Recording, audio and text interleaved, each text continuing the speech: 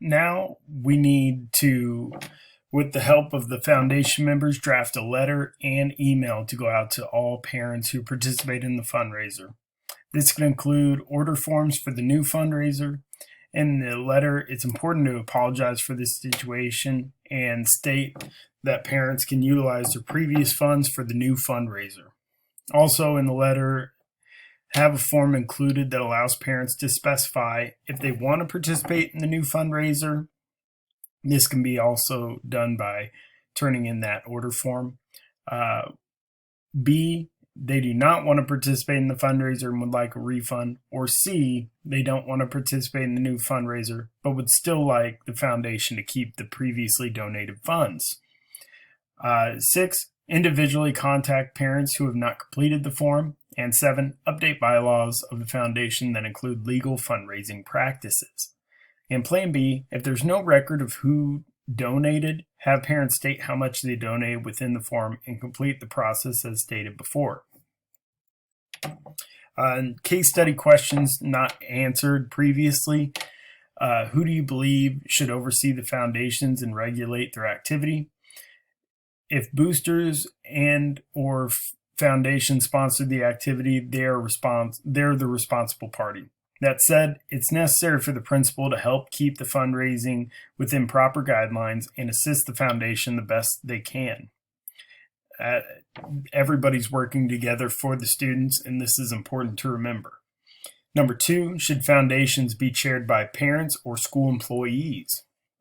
I think it's okay for the parents to lead the organization, but there needs to be sound policies and procedures pertaining to fundraising.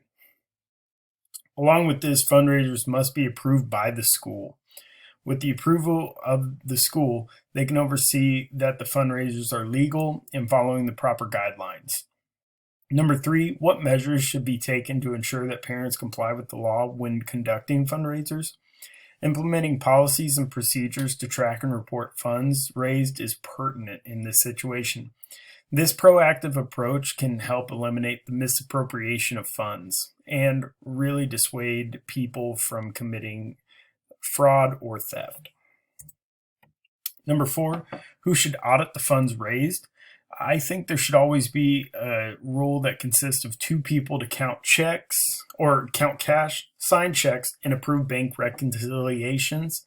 The foundation's bookkeeper and, if possible, the bookkeeper or principal for the school should conduct the audits.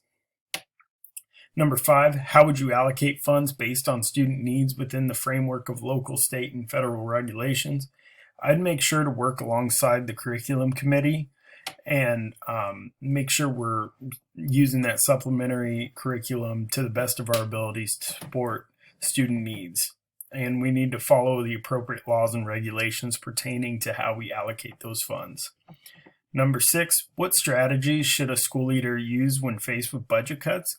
Fundraising is always important when battling against budget cuts. It sounds like we have a classic case of this in this scenario. But it's important for administrators to oversee these operations to ensure there are high standards of safety, fiscal accountability, as stated before, and transparency through everything with this fundraising process.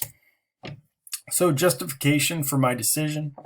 I promoted the academic success and well-being of each student and adult by coordinating another fundraiser. And this really promoted that success and well-being. While it's a difficult situation, it's necessary to provide an opportunity for students to participate in that supplementary curriculum. The basic skills are great and they are what students need, but also students can really find a passion within that supplementary curriculum. Provide clear evidence that their pre-K through 12 students are being prepared for college, careers, and life. Supplementary curriculum is pertinent for students.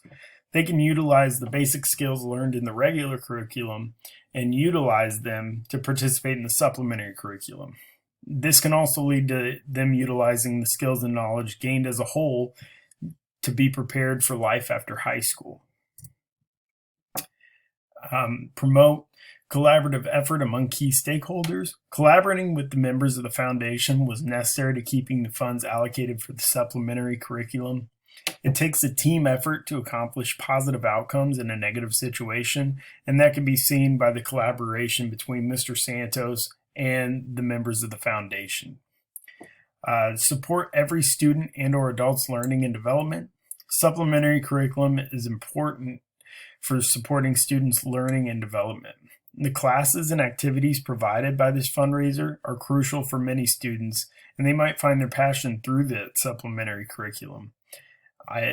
You never know what's going to click with a student, and education is always an opportunity for students to find themselves and what interests them the most. And with the basic skills and the knowledge developed within the supplementary curriculum, students can be prepared for life after school.